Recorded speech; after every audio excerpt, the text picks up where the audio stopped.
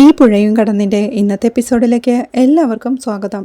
Video ആദ്യമായി കാണുകയാണെങ്കിൽ support ചെയ്ത് സബ്സ്ക്രൈബ് ചെയ്ത് ലൈക്ക് ചെയ്യാൻ മറക്കല്ലേ. സ്നേഹതീരത്തെത്തുന്ന വിനീതിനോട് കൈകൂപ്പി ശാരദ പറയുന്നുണ്ട്, ഇനി വീട്ടിലേക്ക് വരരുതെന്നും എൻ്റെ 4 മക്കളിൽ ഒരാളെ ഇപ്പോൾ എനിക്ക് കല്യാണം കഴിപ്പിച്ചയക്കണമെന്നും ഒരു തവണ കല്യാണം മുടങ്ങിയതാണെന്നും ഇനി ഒരു തവണ കൂടി കല്യാണം മുടങ്ങുന്നത് എനിക്ക് സങ്കല്പിക്കാൻ പറ്റില്ലെന്നും അതുകൊണ്ട് കാല് പിടിച്ച് അപേക്ഷിക്കുക, വിനീതിനി ഇങ്ങോട്ട് വരരുത്. ഞങ്ങളോട് ഒരല്പമെങ്കിലും സ്നേഹമുണ്ടെങ്കിൽ ജീവിച്ചു പോയിക്കോട്ടെ എന്ന് വിചാരിക്കണം. സഹായം ചെയ്യുകയാണെന്ന് പറഞ്ഞ് ദയവ് ചെയ്ത് ഉപദ്രവിക്കരുത് എന്നൊക്കെ കൈകൂപ്പി പറയുന്നത് കണ്ണു നിറഞ്ഞ് വിനീതും എന്താ അമ്മായി എന്ന് പറഞ്ഞ് അമ്മായിയുടെ കൈ പിടിച്ച് താഴ്ത്തി. ഒരു വാക്ക് പറഞ്ഞ പോലെ എന്നോട് അമ്മായി, എനിക്ക് മുന്നിൽ ഇങ്ങനെ കെഞ്ചനോ? ഇനി എന്നെ കൊണ്ട് ഒരു ശല്യവും ഉണ്ടാവില്ല അമ്മായി എന്ന് പറഞ്ഞ് സങ്കടത്തോടെ അവൻ നടന്നു പോകെ കണ്ണീർ പൂവിന്റെ കവിളിൽ തലോടി എന്ന പാട്ടുമുണ്ട് ബാക്ക്ഗ്രൗണ്ടിൽ. ശാരദ അവനെ പറഞ്ഞു വിട്ടു വരുമ്പോഴേക്കും യമുനയും ഗംഗയും മുറ്റത്ത് നിൽപ്പുണ്ടായിരുന്നു. ടെൻഷനോടെ അവർ അമ്മയെ നോക്കുമ്പോഴേക്കും ദേഷ്യത്തോടെ അവരെ ഒന്ന് നോക്കിക്കൊണ്ട് ശാരദയും അകത്തേക്ക് കയറി പോവുകയാണ്. പിന്നീട് റോഡിലൂടെ വെള്ളമടിച്ച് നടന്നു വരുന്ന പെയിന്റർ ബേബി ചേട്ടനെയാണ് കാണിക്കുന്നത്. ഒരു യുഗം തരൂ സഖി നിന്നെ അറിയാൻ എന്ന് പാട്ടുപാടിക്കൊണ്ട് ഒരു യുഗം തന്നിട്ട് വേണം അവൾ പിന്നെ തേക്കാൻ, യുഗാന്തരങ്ങളിലൂടെ നമ്മൾ ഒഴുകുകയാണ് അനുരാഗി എന്ന് വീണ്ടും ഒരു പാട്ട് പാടിക്കൊണ്ട് ഈ പെണ്ണും പ്രേമവുമല്ലാതെ ഈ കവികൾക്ക് വേറെ എഴുത്തു വരത്തില്ലേ, വെറുതെ അല്ല ഇവമാരെ പെണ്ണുങ്ങളുടെ പേരിൽ മരിച്ചു കളയണത് എന്നൊക്കെ പറഞ്ഞ് നടന്നു നീങ്ങുമ്പോഴാണ് എതിർഭാഗത്തെ റോഡിലൂടെ ഗംഗ നടന്നു വരുന്നത് കാണുന്നത്. അവളെ കണ്ട് മുണ്ടിന്റെ കുത്തഴിച്ചിട്ട് കൈ കെട്ടി നിന്ന്, ഓ ഇന്റർനാഷണൽ തേപ്പുകാരി വരുന്നുണ്ടല്ലോ, വണങ്ങിയേക്കാം എന്ന് പറഞ്ഞ് അവളുടെ അടുത്തേക്ക് ചെന്ന് നമസ്കാരം, ബേബിയാണേ, എന്നെ പരിചയം ഉണ്ടാവോ ആവോ എന്ന് ചോദിക്കേ വിനീതേട്ടന്റെ കടയിൽ വരുന്ന ആളല്ലേ എനിക്കറിയാമെന്ന് ഗംഗയും. കടയിൽ വരുന്ന ആളെന്ന് പറഞ്ഞ ഈ തയ്ക്കാനായിട്ട് വരുന്ന ആളൊന്നുമല്ല, വരയ്ക്കാനായിട്ട് വരുന്നതാ. വരയ്ക്കാനെന്ന് പറഞ്ഞ കൊച്ചിന്റെ പടം. 10-20 കൊല്ലം മുമ്പേ ഈ പുഷ്പവാടിയിൽ നിന്നും കൽക്കട്ടയിലെ ഫൈനാൻസ് ഹാളിലൊക്കെ പോയി ചിത്രകല പഠിച്ച ആളാണ് ഈ ബേബി. അന്നത്തെ അവിടുത്തെ ബ്രില്യന്റ് സ്റ്റുഡന്റ് MS ഹുസൈന്റെ പിൻഗാമി എന്നൊക്കെയാണ് അന്നത്തെ അവിടുത്തെ അധ്യാപകരൊക്കെ ഒറ്റ സ്വരത്തിൽ പറഞ്ഞിരുന്നത് എന്നൊക്കെ ബേബി ചേട്ടൻ പറയുന്നത് കേൾക്ക്. ഇതിപ്പോ എനിക്ക് വീട്ടിൽ പോയിട്ട് കുറെ ജോലി ഉണ്ടായിരുന്നു എന്ന് ഗംഗയും. ഒരു കള്ളുകുടിയൻ വഴിയിൽ തടഞ്ഞു നിർത്തി എന്നോട് എന്തിനാ ഇതൊക്കെ പറയുന്നതെന്ന് ഇപ്പൊ ആലോചിക്കുന്നുണ്ടാവും. നീ ഇത് കേൾക്കണം. നീ മാത്രമല്ല സകലമാന പെണ്ണുങ്ങളും നിന്നെപ്പോലൊരു പെണ്ണ് കാരണമാ MS ഹുസൈന്റെ പിൻഗാമി എന്ന് പറഞ്ഞ ഈ ആർട്ടിസ്റ്റ് ബേബി ഇപ്പോ പുഷ്പവാടിയിലെ ഒരു ലോക്കൽ തയ്യൽ കടയിൽ കുത്തിയിരുന്ന് പരസ്യ ബോർഡ് എഴുതുന്നത്. ഒരു മറാത്തി പെൺകുട്ടി, അന്ന് അവളായിരുന്നു എന്റെ ലോകം. പ്രേമം സാക്ഷാത്കരിക്കാൻ വേണ്ടി ഒരു ജന്മം തുലച്ച്, ജോലിയും വേണ്ട ശമ്പളവും വേണ്ട, ലോകത്ത് മറ്റൊന്നും വേണ്ട, അവളെ മാത്രം മതി. അതെ, ഞാൻ ഒരു മണ്ടൻ. എന്നെക്കാളും പണവും പദവിയുമുള്ള ഒരാളെ കണ്ടപ്പോൾ ഞാൻ അവൾക്ക് സഹോദരനായി. ബ്രദർ കൽക്കട്ടയിലെ മെന്റൽ ഹോസ്പിറ്റലിലെ സെല്ലി കഴിയുമ്പോൾ ബേബിയെ കാണാൻ സഹോദരി വന്നില്ല. ഞാൻ അവിടുന്ന് മതില് ചാടി രക്ഷപ്പെടുമ്പോഴേക്കും സഹോദരിയുടെ കല്യാണം കഴിഞ്ഞിരുന്നു. കൽക്കട്ടയിലെ ഫുട്പാത്തിൽ പിച്ച എടുത്തിട്ടാ ഞാൻ ഈ കേരളത്തിലേക്ക് തിരിച്ചെത്തിയത്. അപ്പോഴേക്കും അമ്മയും അച്ഛനുമൊക്കെ പോയിരുന്നു. അവളെ ഓർത്ത് കരഞ്ഞും കുടിച്ചും എന്റെ ജീവിതം അങ്ങ് പോയി. ഇപ്പോഴും അവളെ ഓർക്കാതെ എന്റെ ജീവിതത്തിലെ ഒരു ദിവസം പോലും മുന്നോട്ട് പോവാറില്ല. അവളോ ഭർത്താവും കുട്ടികളുമായി എവിടെയോ സുഖമായി ജീവിക്കുന്നു. എങ്ങനെയാടി നിങ്ങൾ പെണ്ണുങ്ങൾക്ക് ഇങ്ങനെ ഓന്തിനെ പോലെ നിറം മാറാൻ കഴിയുന്നത്? നിന്റെയൊക്കെ ഹൃദയം കരിങ്കല്ലാണോ എന്ന് ബേബി ചേട്ടൻ ചോദിക്കുന്നവൾക്ക് ഗംഗ ചുറ്റും ആരെങ്കിലുമൊക്കെ ഉണ്ടോന്ന് നോക്കുന്നുണ്ട്. ദേ, ഞങ്ങളുടെ വിനീത് ഒരു പാവമാ. ഈ പ്രേമം ഒരു പരിധി വിടാൻ തുടങ്ങിയപ്പോ പലതും പറഞ്ഞ് ഞാൻ അവനെ പിന്തിരിപ്പിക്കാൻ ശ്രമിച്ചിട്ടുണ്ട്. കാരണം എനിക്കറിയാം ഇത് ഇങ്ങനെയേ അവസാനിക്കുമെന്ന്. പക്ഷേ ഞാൻ പ്രതീക്ഷിച്ചതിനേക്കാൾ ഒരു പടി മുന്നിലാണ് നീ. ഒരു വട്ടമല്ല, പല തവണയാ നീ അവനെ തേച്ചത്. നിനക്ക് വേണ്ടിയാ അവൻ ജീവിച്ചത്. നിനക്കൊപ്പം ജീവിക്കാനാ അവൻ അവസാന നിമിഷം വരെ പ്രതീക്ഷിക്കുന്നത്. അവനിപ്പോ നെഞ്ചുപൊട്ടി കരയുന്നത് കാണാനേ ഞങ്ങളേ ഉള്ളൂ. നിന്റെ കഴുത്തിൽ മറ്റൊരുത്തൻ താലി കെട്ടുന്നത് കാണാൻ അവൻ ജീവനോടെ ഉണ്ടാവോന്നറിയില്ല. നോക്കിക്കോ, ഞങ്ങളുടെ വിനീത് എന്തെങ്കിലും കടുകൈ ചെയ്താൽ പിന്നെ നീ ജീവിക്കും. പക്ഷേ ഭംഗിയുള്ള ഈ മുഖം ഉണ്ടാവില്ല. ഇത് വെച്ചല്ലേ നിന്നെ പോലുള്ള പെൺകുട്ടികള് പാവപ്പെട്ട ആണുങ്ങളെ ഇല്ലാതാക്കുന്നത് എന്ന് ബേബി ചേട്ടൻ ചോദിക്കുമ്പോഴേക്കും വിനീത് തന്റെ ബൈക്കിൽ അതുവഴി വരുന്നുണ്ട്. അവരെ കണ്ട് വണ്ടി നിർത്തി അവനിറങ്ങി, എന്താ ബേബി ചേട്ടാ എന്ന് ചോദിക്കേ, ഏയ് ഒന്നുമില്ല, ഈ കൊച്ചിന്റെ കല്യാണമൊക്കെ ആയില്ലേ, ഞാൻ കുറച്ച് ഉപദേശങ്ങൾ കൊടുത്തതാ എന്ന് ബേബിച്ചേട്ടൻ പറയേ. ബേബിച്ചേട്ടൻ വന്നേ, എങ്ങോട്ടാണെന്ന് വെച്ചാ ഞാൻ കൊണ്ടാക്കാമെന്ന് വിനീതും. ഏയ് എനിക്ക് വേറെ വഴിക്കാ പോണ്ടേ എന്ന് ബേബിച്ചേട്ടൻ പറയേ. ഏത് വഴിക്കും ഈ ബൈക്ക് പോവും, വണ്ടിയിൽ കയറാനാ പറഞ്ഞത് എന്ന് പറഞ്ഞ് വിനീത് ബൈക്കിലേക്ക് പോകെ. പെട്ട് എന്ന് പറഞ്ഞ് ബേബിച്ചേട്ടനും അവന്റെ ബൈക്കിന് പുറകിലേക്ക് കയറുകയാ. ഗംഗയ്ക്ക് മുഖം കൊടുക്കാതെ അവളോട് ഒരു വാക്ക് പോലും പറയാതെ വിനീത് ബൈക്കും എടുത്ത് പോവുകയാ. ഗംഗ ടെൻഷനോടെ അവരുമൊത്തുള്ള സ്നേഹ നിമിഷങ്ങളെല്ലാം ഓർത്തെടുക്കുകയാ. കടയിൽ നിന്ന് സാധനങ്ങൾ വാങ്ങി വരികയായിരുന്ന ഗംഗയെ വിനീത് സഹായിക്കാൻ ചെല്ലുന്നതും ഗംഗയും സങ്കടത്തോടെ ഓർക്കുകയാ. വിനീതിന്റെ തയ്യൽ കടയുടെ മുമ്പിലൂടെ കടയിലെ സാധനങ്ങളും വാങ്ങിച്ചു പോകെ വിനീത് സഹായിക്കാനായി ഓടി വരുന്നതും അത് കാണുന്ന ബേബി ചേട്ടൻ, എടാ അപ്പൊ എങ്ങനെയാടാ വിനീതേ, മായ്ച്ചു കളഞ്ഞ ആ പടം ഞാൻ വീണ്ടും വരയ്ക്കട്ടെ? നീ പറഞ്ഞില്ലെങ്കിലും ഞാൻ വരയ്ക്കും. രണ്ടാളും കൂടി ഒരു തീരുമാനം പറയണമെന്ന് പറയുന്നതുമെല്ലാം ഓർത്ത് ടെൻഷനോടെ അവൾ വീട്ടിലേക്ക് നടക്കുകയാ. രാത്രിയാവുമ്പോ ഉറങ്ങിക്കിടക്കുകയായിരുന്ന നിളയുടെ മുടിയിൽ തലോടിക്കൊണ്ട് സങ്കടത്തോടെ നോക്കി കിടപ്പാ ഗംഗയും. അങ്ങോട്ട് വരുന്ന കാവേരിയും യമുനയും ആ കാഴ്ച കണ്ട് നോക്കി നിൽക്കെ, പറ ഇന്ന് യമുന കാവേരിയോടായി പറയുന്നുണ്ട്. ഗംഗേച്ചിന്ന് കാവേരി വിളിക്കെ ഗംഗയും അവരുടെ നേരെ നോക്കുകയാ. നാളെയാണ് നിശ്ചയം. ഗംഗേച്ചി ഇപ്പൊ പറഞ്ഞാലും വേണ്ടെന്ന് വെക്കാം എന്നവൾ പറയുന്നത് കേൾക്കെ ഗംഗയും എഴുന്നേറ്റിരുന്ന് വേണ്ടാന്ന് വെച്ചിട്ട് എന്ന് ചോദിക്കുന്നുണ്ട്. ഗംഗേച്ചി അയാളുടെ കൂടെ ജീവിക്കുന്നത് സങ്കല്പിക്കാൻ പോലും കഴിയുന്നില്ല ചേച്ചി, അതുകൊണ്ടല്ലേ ഈ പറയുന്നേ എന്ന് യമുനയും. കാവേരിയും പറയുന്നുണ്ട്, ഗംഗേച്ചി ജീവപര്യന്തമാണെങ്കിൽ ഒരു 10-14 വർഷം കൊണ്ട് കഴിയും. ഇത് കുറഞ്ഞത് 40 വർഷമെങ്കിലും എടുക്കും. ഇപ്പൊ ഒരു വാക്ക് പറഞ്ഞാൽ മതി, നമുക്ക് നിശ്ചയം വേണ്ടെന്ന് വെക്കാം. നിശ്ചയം കഴിഞ്ഞാൽ ഉടനെ അവർ കല്യാണം നടത്തണമെന്ന് വാശി പിടിക്കും.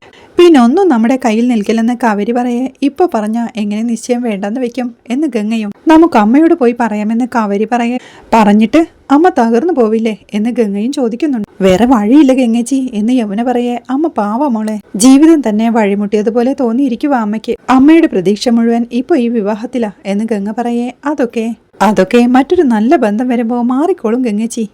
ഗംഗേച്ചിക്കും കൂടി ഇഷ്ടമുള്ളൊരു ബന്ധം വരട്ടെ, നമുക്ക് കല്യാണത്തിന് വേറെ തിരക്കൊന്നുമില്ലല്ലോ എന്ന് യമുന പറയേ. അങ്ങനെയല്ല യമുനെ, തന്റെ മക്കളിൽ ഒരാൾ കല്യാണം കഴിഞ്ഞു പോവുക എന്നല്ല അമ്മ ചിന്തിക്കുന്നത്. കല്യാണത്തിനു ശേഷം ഈ വീടും വീട്ടുകാരെയും എല്ലാം മൂത്ത മകളുടെ ഭർത്താവ് ഏറ്റെടുക്കുമെന്നാ. നിങ്ങളുടെയൊക്കെ പഠിപ്പ്, ഡൊണേഷൻ കൊടുത്ത് വലിയ സ്കൂളിലും കോളേജിലുമൊക്കെയുള്ള അഡ്മിഷൻ, നല്ല ശമ്പളമുള്ള ജോലി, നല്ല സ്ത്രീധനം കൊടുത്ത് വലിയ വലിയ വീടുകളിലേക്കുള്ള നിങ്ങളുടെ വിവാഹം, അങ്ങനെ മൊത്തം ഈ വീടിന്റെ ഒരാളായി ഇവിടുത്തെ ആൺതുണയായി അയാൾ നിൽക്കുമെന്ന അമ്മയുടെ പ്രതീക്ഷ എന്നവൾ പറയേ. അതൊന്നും നടക്കില്ലെന്ന് നമ്മൾക്കറിയില്ലേ ഗംഗേച്ചി എന്ന് കാവേരിയും. അമ്മയ്ക്ക് കൂടി അത് മനസ്സിലാവണ്ടേ മോളെ എന്ന് ഗംഗ ചോദിക്കേ, അമ്മയ്ക്ക് മനസ്സിലായിക്കോളും. ഇപ്പൊ ഞങ്ങളുടെ കൂടെ വന്ന് ഗംഗേച്ചിക്ക് ഈ കല്യാണത്തിന് ഇഷ്ടമല്ലെന്നൊരു വാക്ക് പറഞ്ഞാൽ മതി എന്ന് കാവേരി പറയേ. പറഞ്ഞ നിശ്ചയം മുടങ്ങും. നാളെ രാവിലെയാ നിശ്ചയം. നേരത്തെ തീരുമാനിച്ചതുപോലെ വരന്റെ വീട്ടുകാരിങ്ങെത്തും. ഓർക്കുന്നില്ലേ എന്റെ ആദ്യത്തെ വിവാഹ നിശ്ചയം? അന്ന് അച്ഛനെ ഉണർത്താൻ ശ്രമിച്ചപ്പോ അച്ഛൻ എഴുന്നേറ്റ് വന്നില്ല. ഇത്തവണ എഴുന്നേൽക്കാതിരിക്കുന്നത് അമ്മയാണെങ്കിലോ എന്നവൾ സങ്കടത്തോടെ പറയുന്നത് കേൾക്കെ, ചേച്ചി എന്ന് വിഷമത്തോടെ വിളിക്കുക യമുനയും കാവേരിയും. ഇത്തവണ നമുക്ക് നമ്മുടെ അമ്മയെ നഷ്ടപ്പെട്ടാലോ? വേറെ ആരാ നമുക്കുള്ളതെന്ന് ഗംഗ ചോദിക്കേ. അങ്ങനെയൊന്നും സംഭവിച്ചില്ലെങ്കിലോ എന്ന് കാവേരിയും. അങ്ങനെ സംഭവിച്ചാലോ മോളെ എന്ന് സങ്കടത്തോടെ ഗംഗ ചോദിക്കേ. ഗംഗേച്ചിക്ക് കല്യാണത്തെക്കുറിച്ച് എന്തെല്ലാം സ്വപ്നങ്ങളായിരുന്നു എന്ന് യമുനയും ചോദിക്കുന്നുണ്ട്. അതൊക്കെ അച്ഛനുള്ളപ്പോഴല്ലേ? പോയത് അച്ഛൻ മാത്രമല്ല, എന്റെ മനസ്സിലെ സ്വപ്നങ്ങൾ മുഴുവൻ തൂത്തുവാരിക്കൊണ്ടാ അച്ഛൻ പോയത് എന്ന് പറഞ്ഞ് കണ്ണുനീർ തുടച്ചുകൊണ്ട് ഗംഗ ഉറങ്ങാനായി കിടക്കുകയാ. സങ്കടത്തോടെ അവിടെ നിന്ന് പോവുകയാ യമുനയും കാവേരിയും. പിന്നീട് വിനീതിന്റെ തയ്യൽക്കടയിൽ ടെൻഷനോടെ ഇരിക്കുക വിനീതും നിവിനും സെലിമിക്കയും ബേബിച്ചേട്ടനുമെല്ലാം. വിനീത് സങ്കടത്തോടെ പറയുന്നുണ്ട്, സൈക്കിൾ ഓട്ടി പലരും ഹിമാലയത്തിൽ വരെ പോയിട്ടുണ്ട്, പക്ഷേ തയ്യൽ മെഷീൻ ചവിട്ടി ആരും ഇന്ന് വരെ വീടിന്റെ പടി പോലും കടന്നിട്ടില്ല. സൂചിയാൽ തുഴഞ്ഞ ദൂരങ്ങൾ, ഒരു തയ്യൽക്കാരൻ പഠിക്കാതെ പോയ പാഠങ്ങൾ എന്ന് പറഞ്ഞവൻ സങ്കടത്തോടെ ചിരിക്കെ നിവിനും അവന്റെ അരികിലേക്ക് വന്ന്, ബ്രോ ഇതുപോലുള്ള സിറ്റുവേഷനിലും കോമഡി പറയാനുള്ള നിന്റെ മനസാന്നിധ്യം ഞാൻ നമിച്ചിരിക്കുന്നു എന്നവൻ പറയുന്നതുകൾക്ക് കോമഡിയോ? നിങ്ങൾക്കാർക്കും എന്നെ മനസ്സിലാവുന്നില്ല അല്ലേ എന്ന് വിനീതും. ബേബിച്ചേട്ടനും പറയുകയോ, മനസ്സിലാവാഞ്ഞിട്ടല്ല മോനെ, ഇതൊന്നും ആണുങ്ങൾക്ക് ചേർന്ന പരിപാടിയല്ലെന്നാ പറഞ്ഞത്. ദേ നമുക്കൊരാളോട് സ്നേഹം തോന്നി, അത് അയാളോട് പറയുകയും ചെയ്തു. പക്ഷേ അവർക്കത് ഇങ്ങോട്ടില്ല. പലതവണ നമ്മുടെ ഇഷ്ടം ബോധ്യപ്പെടുത്താൻ ശ്രമിച്ചതാണ്, ഒരു രക്ഷയുമില്ല. ഇപ്പോ അവള് വേറൊരു കല്യാണത്തിന് സമ്മതിച്ചു. ആ സമയത്ത് നമ്മൾ എന്താ വേണ്ടത്? സുമംഗലി നീ ഓർമ്മിക്കുമോ എന്നും പാടി തെങ്ങുംചാരി നിൽക്കണം, പോട്ടെ പുല്ലെന്ന് പറയണം. വേറെ എത്രയോ പെണ്ണുങ്ങളുണ്ട് എന്ന് ബേബിച്ചേട്ടൻ അവനെ ആശ്വസിപ്പിക്കേ. വേറെ ആരും ഗംഗയെ പോലെ ആവില്ല ബേബിച്ചേട്ടാ എന്ന് വിനീതും. എടാ ശരിക്കും നിനക്ക് ഗംഗയോട് ഇഷ്ടമുണ്ടോ എന്ന് സെലീമിക്ക ചോദിക്കേ. ഇഷ്ടമുണ്ടോന്നോ? എന്ത് ചോദ്യം ഇക്ക ഇത് എന്ന് വിനീതും. ഇക്കയും വിനീതിന്റെ അടുത്തേക്ക് വന്ന്, ഇഷ്ടമുണ്ടെങ്കിൽ ഇങ്ങനെയല്ലടാ ചെയ്യേണ്ടത്, നമുക്ക് ഇഷ്ടമുള്ളവരെ സന്തോഷമായിട്ട് ഇരിക്കുക എന്നതാണ് പ്രധാനം. അവരുടെ ജീവിതത്തിൽ നമ്മൾ വേണ്ടാത്തതാ നല്ലതെന്ന് അവർക്ക് തോന്നുന്നുണ്ടെങ്കിൽ നമ്മൾ അങ്ങ് മാറിക്കൊടുത്തേക്കണം. ചിലയിടത്തൊക്കെ വിട്ടുകൊടുക്കുമ്പോഴാ നമ്മൾ ജയിക്കുന്നത്. അവള് ചിലപ്പോ ഒരു ഏട്ടനായിട്ടായിരിക്കും നിന്നെ കാണുന്നത്. നീ ആ സ്ഥാനത്തേക്ക് ഒതുങ്ങി ഒരു കല്യാണം കഴിച്ച് ജീവിച്ചാ തനിക്ക് തെറ്റു പറ്റിയല്ലോന്ന് അവൾക്കും ഒരു തോന്നലുണ്ടാവും. അവളെ കാണുമ്പോൾ നിന്റെ ഉള്ളിൽ ഒരു നീറ്റിലുണ്ടാവുമായിരിക്കും. അതവളുടെ നന്മയ്ക്ക് വേണ്ടിയാണെന്ന് കരുതി അതങ്ങ് അടക്കിയേക്കണം. അല്ലാതെ 1-2 വർഷം കഴിയുമ്പോൾ അവൾ അവളുടെ കൊച്ചിനെ കൈ പിടിച്ച് ഈ റോഡിലൂടെ പോകുമ്പോൾ നീ ഗംഗ ടൈലേഴ്സ് എന്ന ബോർഡിന് താഴെ അവളുടെ പടവും നോക്കി കുത്തിയിരുന്ന് തയ്ക്കുകയല്ല വേണ്ടത് എന്നിക്ക പറയെ ബേബി ചേട്ടനും പറയുന്നുണ്ട്. എടാ, എല്ലാ കാര്യങ്ങൾക്കും എതിരഭിപ്രായം പറയുന്നവരാ ഞങ്ങള്. പക്ഷെ ഇപ്പോ ഈ പറഞ്ഞതില് ഇവന്റെ കൂടെ തന്നെയാണ് ഞാനും എന്ന് പറയേ. എടാ, ഗംഗയെ മറക്കാനൊക്കെ എന്നെ കൊണ്ട് പറ്റൂ അളിയ എന്ന് നിവിനോടായി വിനീത് ചോദിക്കുന്നുണ്ട്. പറ്റും ബ്രോ, കാലത്തിന് ഉണക്കാൻ പറ്റാത്ത മുറിവുണ്ടോ എന്ന് നിവിൻ പറയേ. ചേട്ടാ, ആ സ്റ്റൂൾ ഇങ്ങോട്ട് നീക്കിയിട്ടെന്ന് ഇക്കയും ബേബിച്ചേട്ടനോടായി പറയുന്നുണ്ട്. എന്തിനാടാ എന്ന് ബേബിച്ചേട്ടൻ ചോദിക്കേ. ഒരു പഞ്ചിന് വേണ്ടിയായെന്ന് ഇക്കയും. അത് കേൾക്കെ ബേബിച്ചേട്ടനും താനിരുന്ന സ്റ്റൂളെടുത്ത് വിനീതിന്റെ മുന്നിലേക്ക് ഇടുമ്പോഴേക്കും ഇനി എന്നെ ഇതിലൊന്ന് പിടിച്ചു കയറ്റിയെന്ന് ഇക്കയും. ബേബിച്ചേട്ടൻ ഇക്കയെ അതിലേക്ക് പിടിച്ചിരുത്തുമ്പോഴേക്കും ഇക്ക വിനീതിനോടായി പറയുന്നുണ്ട്. എടാ, നീ AKGയിലൊക്കെ മെമ്പർഷിപ്പുള്ള ഒരു തയ്യൽക്കാരനല്ലേടാ, നിന്നെ കൊണ്ട് സാധിക്കുമെന്ന്.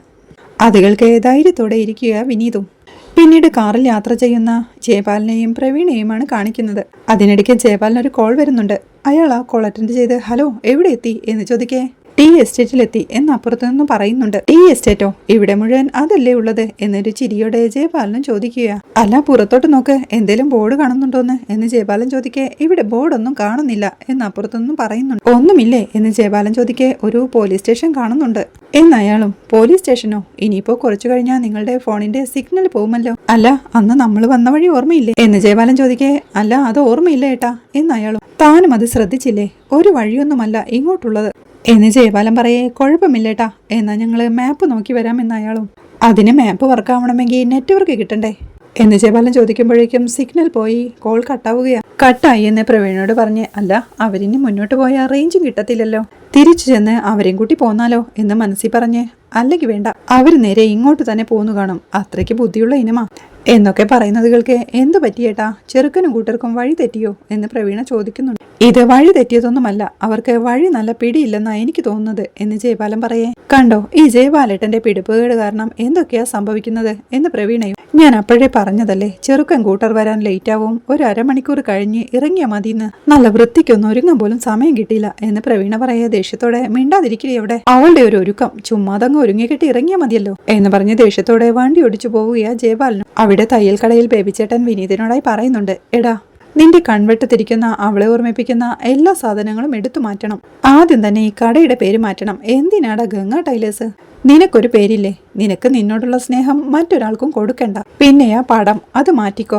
എന്റെ ഒരു ജീവിതമാർഗമാ, എന്നാലും സാരമില്ല, നിന്നെ ഇങ്ങനെ കാണാൻ വയ്യടാ എന്നയാൾ പറഞ്ഞു നിർത്തേ. ഇക്കയും പറയുന്നുണ്ട്. പിന്നെ ആ കൊച്ചിന് വേണ്ടി തയ്ച്ചു വെച്ചിരിക്കുന്ന ഡ്രസ്സുകളെല്ലാം ഇവിടുന്ന് മാറ്റണം. നല്ലൊരു ഡ്രസ്സ് ഇടാൻ കൊതിക്കുന്ന എത്രയോ പാവങ്ങളുണ്ട്, അവർക്കാർക്കെങ്കിലും സൗജന്യമായി കൊടുത്താലും മതി, അതിനുള്ള പുണ്യം കൂടി നിനക്ക് കിട്ടും എന്ന് പറയേ. നിവിനും പറയുന്നുണ്ട്. ബ്രോ, പറയുന്നതിൽ വിഷമമുണ്ട്, എന്നാലും നമ്മളെ വേണ്ടാത്തവരെ നമ്മളും വേണ്ടെന്ന് വെക്കണം. അതിനി എത്ര ഇഷ്ടമുള്ളവരാണെങ്കിലും ദേ, അവരുടെ ജീവിതത്തിൽ നിനക്ക് ഇടപെടാവുന്നതിന്റെ പരമാവധി നീ ഇടപെട്ടു. അമ്മാവൻ മരിച്ച ശേഷം ഒരു കുടുംബനാഥനെ പോലെ ആ വീടിന് നീ താങ്ങും തണലുമായി നിന്നു. തല ചായ്ക്കാൻ ഒരിടമില്ലാതെ വന്നപ്പോ നിന്റെ വീട്ടിൽ യുദ്ധം നടത്തിയിട്ടാണെങ്കിലും നീ അവിടെ ഒരിടം വാങ്ങിക്കൊടുത്തു. അവരവിടെ നിന്ന് പോകുന്നതുവരെ നീ അവിടെ ബുദ്ധിമുട്ടിച്ചില്ല. ഇപ്പൊ അവരുടെ കാലുറച്ചു കഴിഞ്ഞപ്പോ അവര് നിന്നോട് പറയാ, ദയവ് ചെയ്ത് ഉപദ്രവിക്കാൻ വരരുതെന്ന്, ഞങ്ങളുടെ ജീവിതത്തിൽ നിന്ന് ഒഴിഞ്ഞു തരണമെന്ന്. എടാ, പിന്നെയും അവിടെ കടിച്ചു പിടിച്ച് നിൽക്കെന്ന് പറഞ്ഞ നമുക്കും ആത്മാഭിമാനം വേണ്ടേ അളിയാ എന്ന് നിവിൻ ചോദിക്കേ. ശരിയാ, ഞാനത് മനസ്സിലാക്കേണ്ടതായിരുന്നു എന്ന് വിനീത് പറയുമ്പോഴേക്കും ജയപാലന്റെ വണ്ടി വിനീതിന്റെ തയ്യൽ കടയുടെ താഴെ കൊണ്ടുവന്ന് നിർത്തുകയാ. ജയപാലിന്റെ വണ്ടിയല്ലേ അത് എന്ന് ബേബിച്ചേട്ടൻ അമ്പരപ്പോടെ പറയുമ്പോഴേക്കും ജയപാലിനും കാറിൽ നിറങ്ങി വരുന്നുണ്ട്. ഇത്രയുമാണ് ഈ എപ്പിസോഡിലെ വിശേഷങ്ങൾ.